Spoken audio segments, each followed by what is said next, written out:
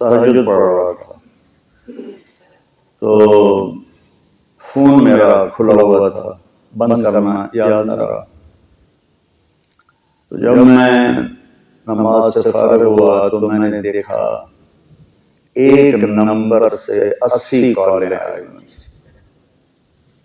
80 दफा एक ही नंबर ने।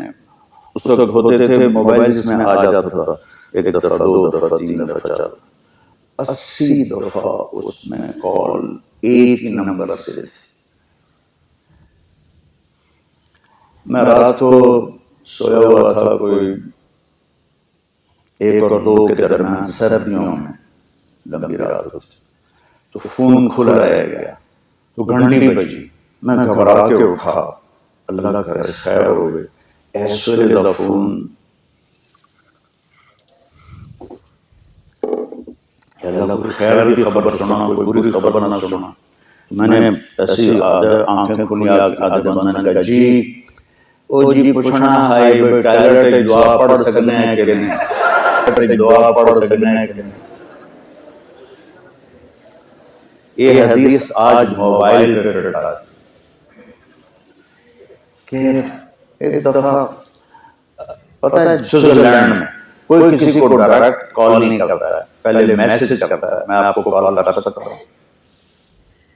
वो अगर यस करेगा तो फिर ये। और यहाँ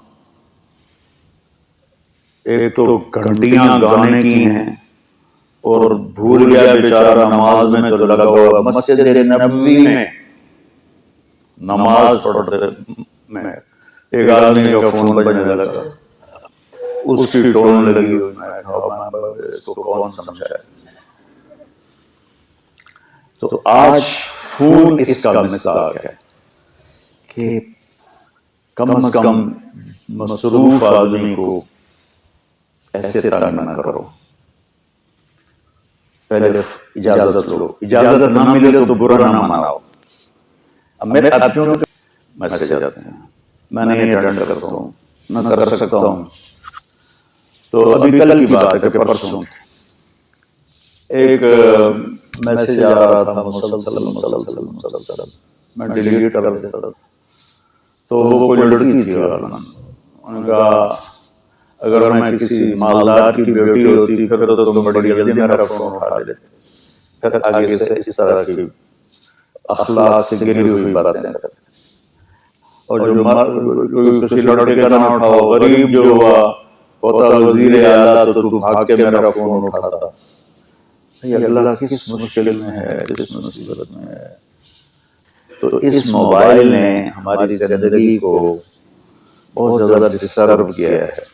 कोई फोन नहीं उठाता तो बदगुमानियां, किस कदर खूबसूरत बताया गया कि दरवाजे पर जाकर भी कहा जाए भी नहीं मिल सकते तो गालियां देते हुए वापस जाते। फर्जउ कुरान में आता है ना, हुवा अज़का लकुम। लेकिन ये वो अबवाब में, अब इनकी शरह देखना, इसकी शरह है ना, वो क्या नाम है, तोहफतुल अहवली, इसी की शरह है तिरमिज़ी की, कि कितना खूबसूरत जिंदगी गुजारने का अदब बताया जा रहा है कि घर पहुंचकर भी अगर वो कहे मैं नहीं मिलता तो ठीक, फिर मिलेंगे। तो ये इस्तिज़ान का आज का ज्यादा मिसाल ये टेलीफोन है। किसी को तंग मत करो। वो एक मैसेज आया था, या मेरा फोन उठाओ या अपना नंबर तब्दील करो। तो बेटा किसी के लिए दुख ना बनाओ। और खास तौर पर एक बात की नसीहत करता हूं, गौर से सुनना। तुम घर में हो, माँ के सामने बैठे हो, टेलीफोन बज जाता है, मत सुनो, ये माँ की तौहीन है। बाप के सामने बैठे हो, तुम्हारा फोन बजता है, मत सुनो, ये बाप की तौहीन है। बीवी के सामने बैठे हो, तुम्हारा फोन बजता है, मत सुनो, ये बीवी को दिल तोड़ने वाली बात।